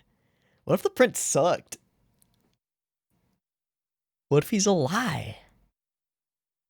Because we only see Mytho through Ahiru's rose-tinted glasses, and she's deeply in love with him. Not even knowing him, right? He's just an image. In the same way that the prince in Utena is just an image, an ideal, right? That can't actually be obtained. The reality of Mytho cannot be this ideal that she sees. It has to be darker than that. And Fakir cannot be as antagonistic as he seems. He has to be better than that. Mytho's a lie. Okay.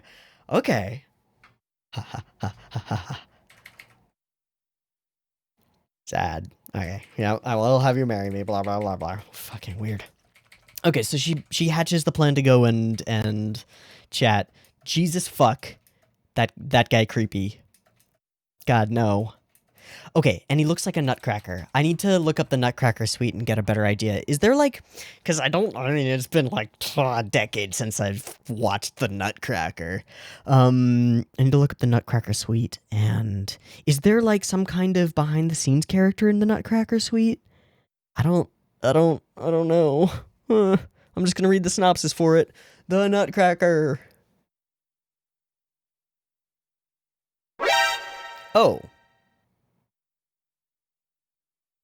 Well, I guess I'm just gonna say the D word now.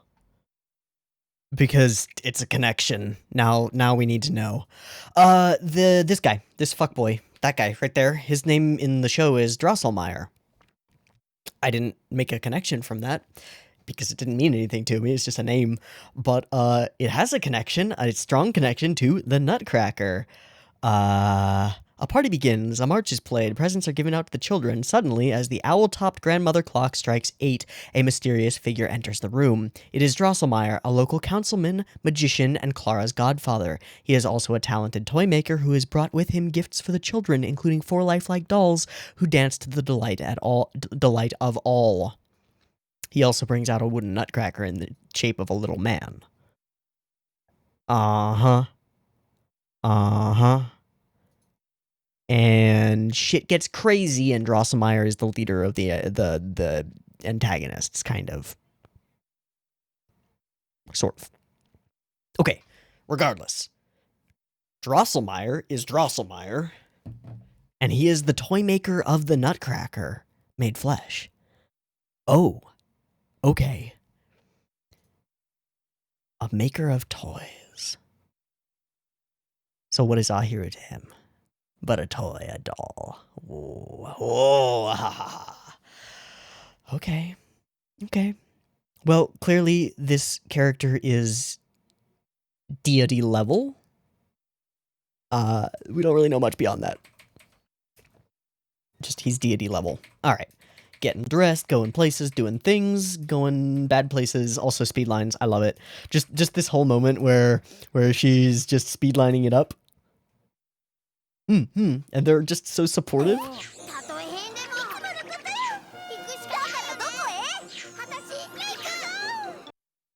That's pretty fucking wonderful. I like it a lot.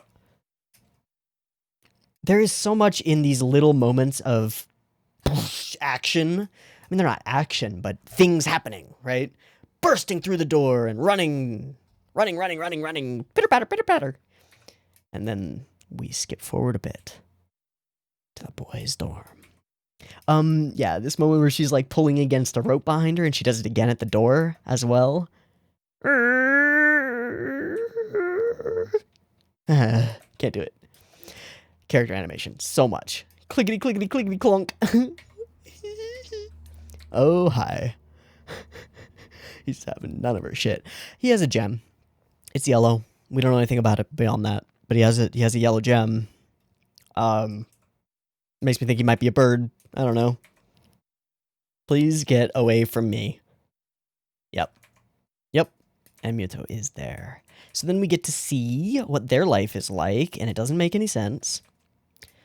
He's simultaneously being like, I care, but also you disgust me and I hate you, you fucking evil wretch, you useless bullshit piece of crap. God, I want to smack you across the face, you bitch. God. Don't get any stupid ideas, you little useless twerp.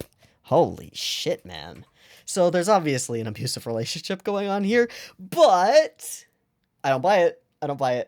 There are reasons behind it. Mytho's a liar. I don't buy it. I'm suspicious. I'm suspicious of everything now. Goodbye, rationality. I'm just paranoid. Yay. Apologies. My brain is made of panic. Okay. Symbol of a prince and princess together. Correct? Okay. This becomes important. Here. Didn't get to apologize, man, I suck. Also, great angle. There are so many fucking awesome angles just chosen in this episode. Like, this is really cool. It creates amazing stuff with the framing of the like, skybox that she's got there. It's just... The show has so much talent in it. It's so obvious from every scene. But if there was only some way for me to help him out, to cross this bridge... Vroom. Tick. I would give my life for it. Vroom. Asked and answered. Tick, tock, tick. And all is strange. The statue is there. Everything is warped. Perspective is changed. This world is not yours. A shadow, perhaps, or maybe a fountain. Whatever it is, you have to go to him. You need the answers.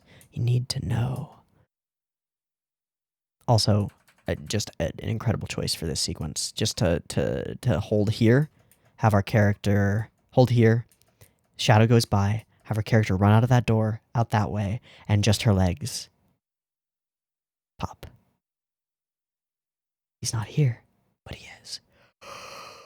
And at this point, everything changes. This is the point where the entire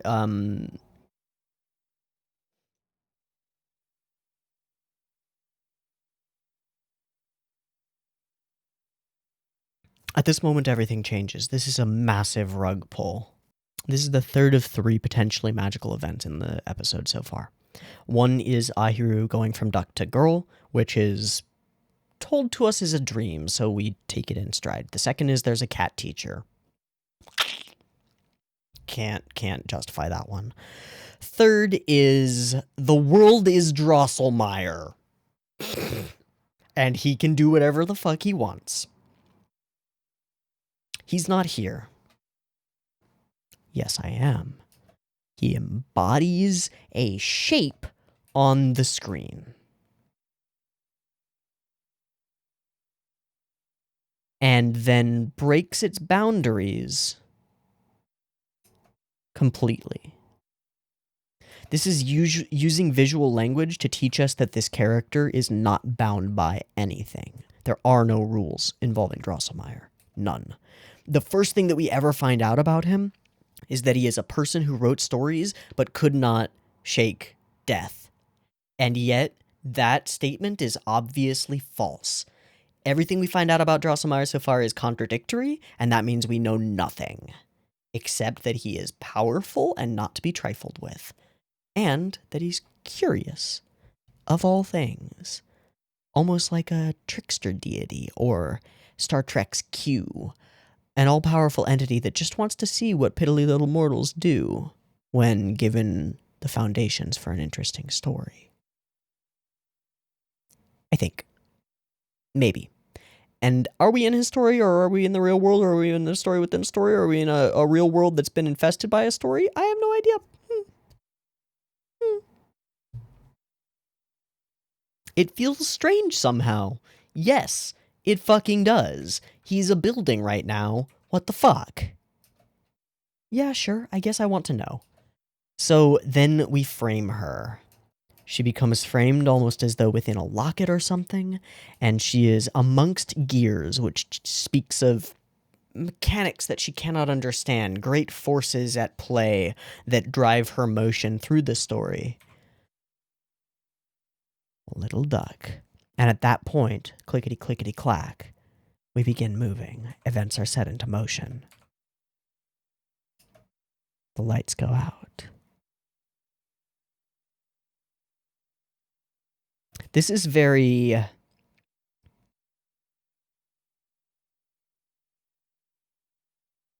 The time has come. The prediction is coming to bear. The prophecy will be fulfilled, sort of thing. Now, tell me a story. A story writer who wants stories. There are a lot of meta layers to that.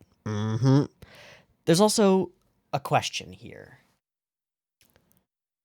Who controls a story? Is it the author or the character? If you've ever written a story with a character in it, you know that it has to be both. That your characters take on a life of their own once they're put onto paper. Once you write them out and start figuring out who they are, there are bits and pieces that fall into place that aren't from you. They're from the seed that you've planted, and it grows on its own. The things that they do and the choices they make might not have been the things you had in mind when you created the character. They're no longer your character. They have a life of their own. So, in a weird, half-hazy meta level, Drosselmeyer is every author, observing his characters, hoping that the story that's born from them is a good one. He's a writer who failed to finish his first story in a satisfying way, and ended up having to jump into another tale in order to reach any kind of conclusion. So that's the story we're in now. He's created a character by taking something average within the world, just a duck with a dream, and giving that duck the power, something that duck would never have had before, and now a character has been born, and it's no longer his to control. The world is, the elements are, perhaps. But Ahiru's not. She has autonomy. Maybe. And he wants to see what she'll do. Okay. Okay. I'm interested.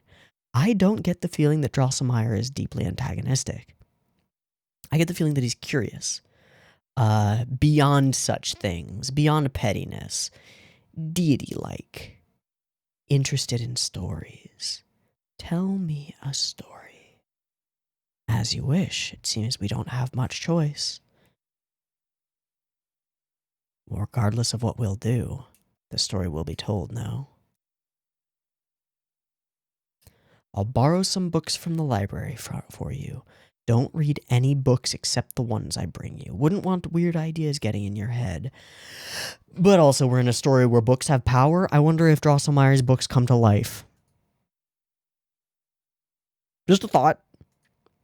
Or maybe if Mytho reads a book, it comes to reality. I don't know. Just thoughts. Weird thoughts. Seems like a very specific thing for Fakir to say. Don't make me worry, you idiot. And again, there's a sweetness to his creepiness. I don't know. All right, out to the window we go. We're going to sneak around. Yep. Okay.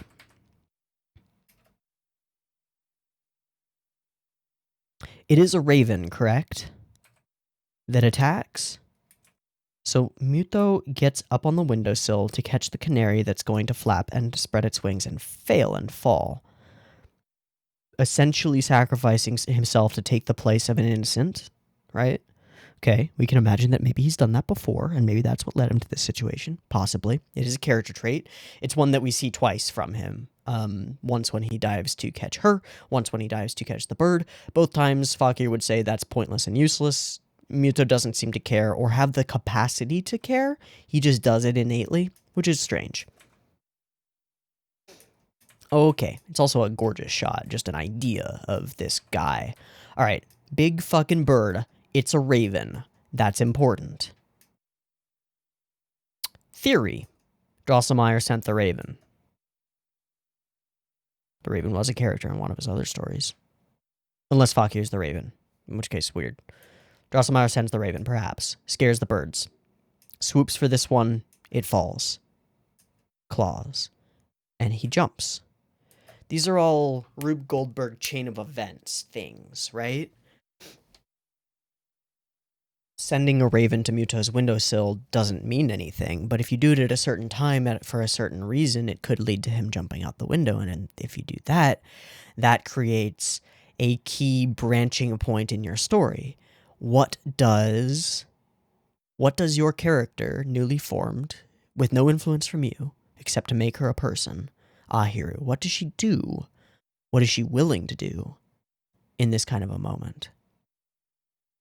Alternatively, it's a sinister ploy to get her to sign her soul away. Madoka style. Either one works. I'm going to stick with the former. I think that it will serve me well to not take Drosselmeyer's visual theme and aesthetic at face value. After all, we are dealing with a deity-level character that can look and appear and act any way that he wants, and does not care about how we as an audience perceive him, is probably aware that there's an audience, and doesn't give a shit. So I'm going to not take his presentation at face value. I'm instead going to focus only on his actions as much as possible. That seems like probably the least fraught route to go. We'll see. This is an action that could be either deeply sinister in that he's tricking her to signing her soul away / life away, okay?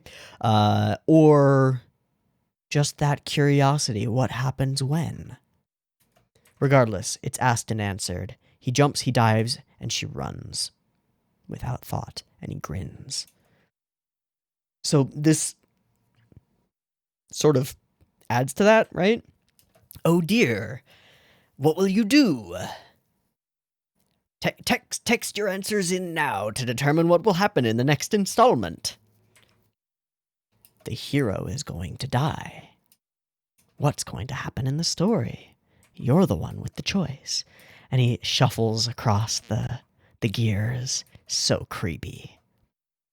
Will he make it? Will you save him? Who? I wonder who? I'll...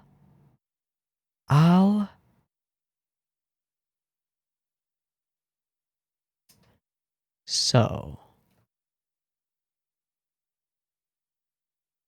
Has this all been a dream up until this point? All been a falsehood to get her to give her life away? Maybe. Maybe. Showing her, as a duck, this false world where she could reach out and save the prince who she loves. And then she agrees, and boom, the contract is sealed. Maybe. He's so thrilled by it. Very well, very well.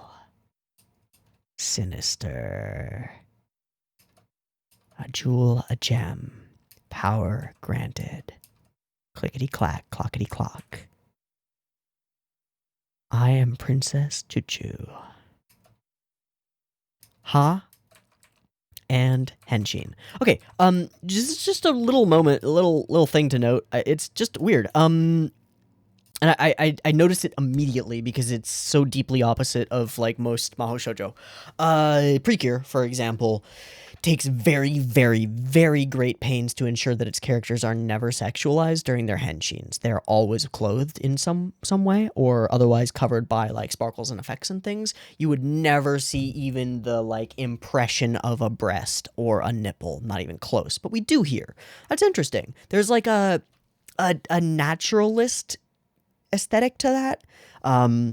And I think it's actually really sensible because this is a non-human character whose physical form matters and would be like a desexualized character otherwise, when she is clearly probably not going to be a desexualized character, and sex is probably going to be an element of this show moving forward. There are already like abusive sexual tones between Fakir and Muto, and romantic interest between her and Muto. So like, yeah, there it could be a thing, sure. It's just an interesting choice to have little bits of nipples there. It's not like fan servicey, and I don't think anybody could look at this and say that that's intended to titillate, right? It's not. It's just an interesting choice. She is bare and human and young and innocent. I don't know what we glean from that, but it's just something to keep in mind, perhaps. Anyway, Henshin. Brrp. It's an egg made of feathers. Also, the animation on it is dope. Symbol. Wings. 2 pairs. Multiple gems. And her hair. Fuck. That design is so goddamn dope. And she does the classic, like, closed eyes to look up at the camera. Oh, and then everything that she does in character as Princess Chuchu is perfect ballet, right? It's the ideal that she could not reach as herself. And she waltzes over to him. Brrr, speed lines. Brrr, flower waltz. And it is a ballet technique. She embodies another character in order to create a soft blanket of flowers for him to land upon.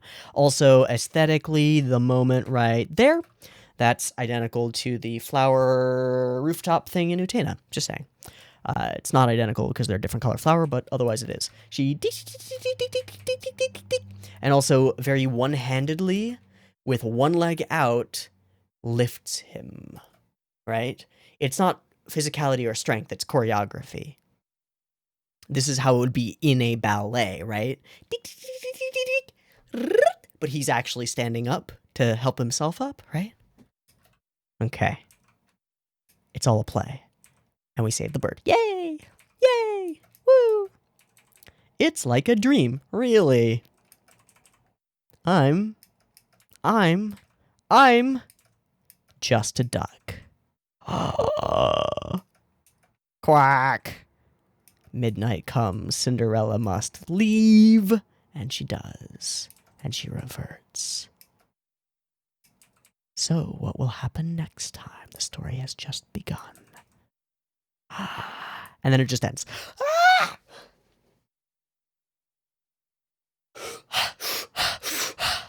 Holy shit, we did it. We did it. We made it through.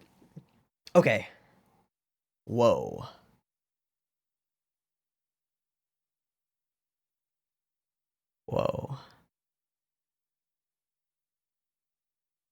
Immediately, it is